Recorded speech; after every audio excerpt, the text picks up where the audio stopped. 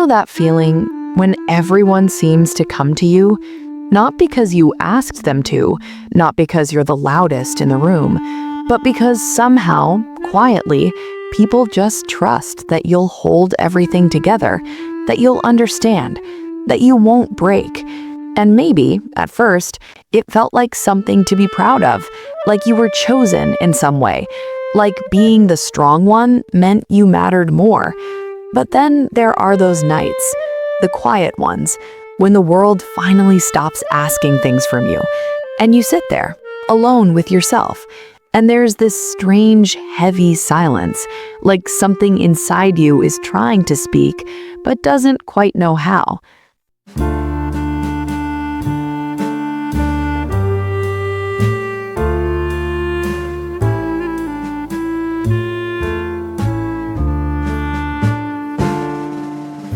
And you realize no one ever really asked if you were okay, not truly, not in the way that lingers long enough to hear the real answer. And maybe the hardest part isn't that people expect you to be strong, it's that you learned, somehow, that you had to be. Maybe you don't even remember when it started. It wasn't a single moment, more like a slow shift, a quiet understanding that settled into you before you had the words for it. Maybe you were the one who stayed calm when things got tense, the one who didn't cry too loudly, or didn't cry at all, the one who noticed when others were upset and adjusted yourself, softened your voice, hid your own needs, just to keep the peace. And no one sat you down and said, "You have to be strong now." But somehow you just knew. You felt it in the way attention moved around the room, in the way your emotions were met with silence or distraction, or sometimes subtle disappointment.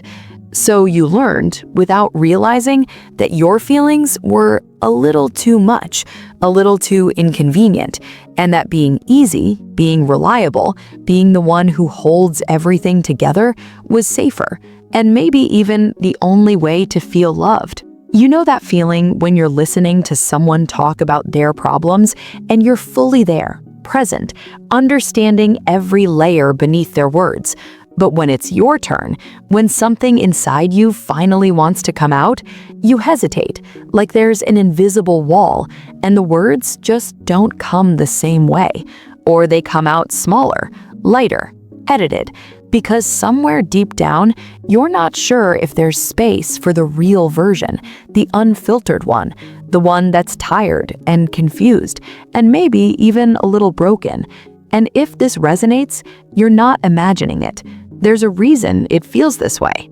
Sometimes, when you grow up learning to take care of others, even in small, subtle ways, you start to believe that your role, your place is to give, to support, to fix, and over time, that becomes your identity, not something you do, but something you are, the strong one, the dependable one, the one who doesn't need much. And it sounds like a compliment. It looks like strength from the outside, but inside, it can feel like you're carrying something that was never meant to be yours alone. And maybe you became so good at holding everything in that even you stopped noticing how heavy it was. Like carrying a bag for so long, you forget what it feels like to put it down. Until one day, your shoulders ache, your chest feels tight, and there's this quiet exhaustion that no amount of sleep seems to fix. Not because you're physically tired, but because you've been holding yourself together for too long. You know that feeling when someone says, "You're so strong," and you smile, maybe even say thank you, but there's a part of you that feels misunderstood, like they're praising the very thing that's slowly wearing you down, because what they see as strength might actually be the absence of space for your own vulnerability. And you don't blame them. How could they know when you've become so good at hiding it, even from yourself? Sometimes being strong isn't a choice, it's something you adapted into, something you became because at some point it felt like the only way to survive emotionally. Maybe you learned that being vulnerable didn't lead to comfort. Maybe it led to being ignored, or understood, or even hurt. So you closed those parts of yourself off, Not completely, just enough to function, just enough to keep moving forward, and over time, that became your normal. And there's this quiet loneliness that comes with it, not the kind that comes from being physically alone, but the kind that lingers even when you're surrounded by people, because no one really sees the parts of you that you've tucked away so carefully, the parts that still want to be held, to be understood, to be allowed to fall apart without consequences. And you might not even realize how much you need that because you've spent so long convincing yourself that you don't. You know that feeling when you're always the one people rely on, but when you need someone, you hesitate to reach out, not because there's no one there, but because it feels unfamiliar, almost uncomfortable, like you're stepping outside of a role you've played for too long. And maybe there's a quiet fear there. What if they don't show up the way you do? What if you're too much? What if you finally let yourself be seen and it changes how people see you? So you keep it in, you handle it yourself, like you always have. And on the surface, everything looks fine. You're functioning, you're moving forward, you're doing what needs to be done. But underneath, there's this quiet ache, this sense that something is missing, something important, something human. And maybe, just maybe, that missing piece is the part of you that never got to be held the way you needed, the part that had to grow up a little too fast, the part that learned, without ever being told, that your worth came from what you could carry, not from who you are. You know that feeling when you can sit with someone else's pain for hours, but sitting with your own feels overwhelming, almost unfamiliar, like you don't quite know where to begin or how deep it goes. And maybe that's because for so long, you didn't have the space to explore it, to understand it, to feel it fully. You were busy being strong. And here's the quiet truth that doesn't get said enough. Being strong, the way you've learned it, often comes with a cost, a quiet kind of self-abandonment. Not intentional, not something you chose consciously, but something that happened, little by little, every time you put your needs aside, every time you stayed silent, every time you told yourself, it's not that important, until eventually you started to believe it. But it is important. You are important. Not because of what you do for others, not because of how much you can behave, but simply because you exist. And I know that might feel unfamiliar, maybe even uncomfortable to hear, because it goes against everything you've quietly learned. But if this resonates, you're not imagining it. There's a part of you underneath all that strength that's still soft, still human, still in need of care. And acknowledging that doesn't make you weak. It doesn't undo your strength. It doesn't take anything away from who you are. If anything, it makes your strength more honest, more real, because it's no longer built on silence or suppression, but on understanding.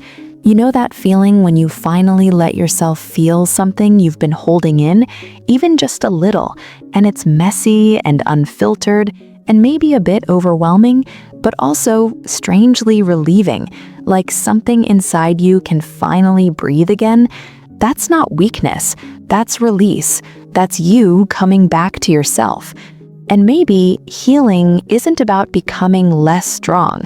Maybe it's about redefining what strength means.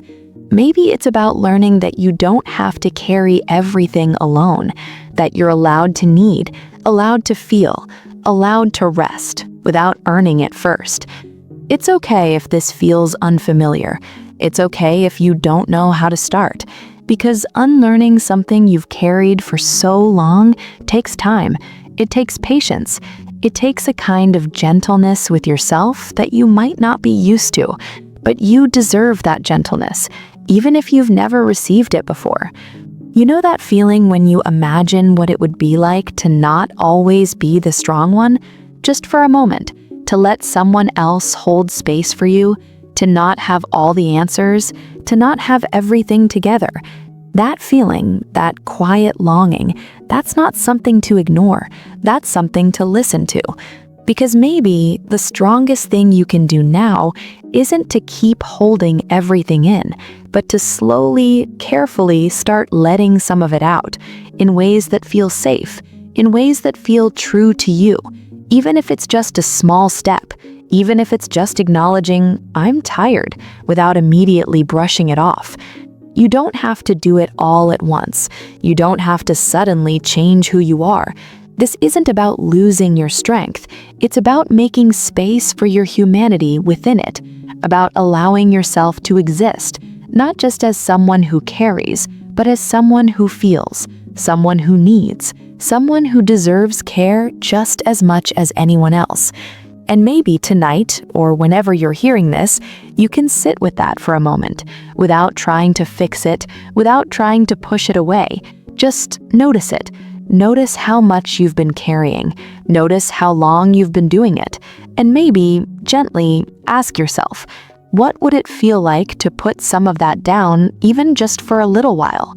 What would it feel like to not have to be strong all the time, to let yourself be seen, even if it's just by you, to meet yourself with the same understanding, the same patience, the same care that you so easily give to others? And if this resonates, you're not alone in this, even if it feels that way sometimes. There are others who understand this quiet weight, this silent strength, and the hidden exhaustion that comes with it. And maybe, just maybe, by allowing yourself to soften even a little, you create space, not just for your own healing, but for a different kind of connection, one where you don't have to hide parts of yourself to be accepted. So take your time. There's no rush, no pressure to have it all figured out. Just start where you are, with whatever you're feeling. Even if it's unclear, even if it's messy, it's still valid. It's still yours. And maybe, before this moment passes, you can ask yourself, gently, when was the last time you let yourself feel without holding back? When was the last time you allowed yourself to need without judging it? And what might change if you started to believe that you don't have to earn your rest, or your softness, or your worth? If you want to, you can stay here a little longer, or share what this brought up for you. There's no right way to do this, just your way, at your pace, in your time.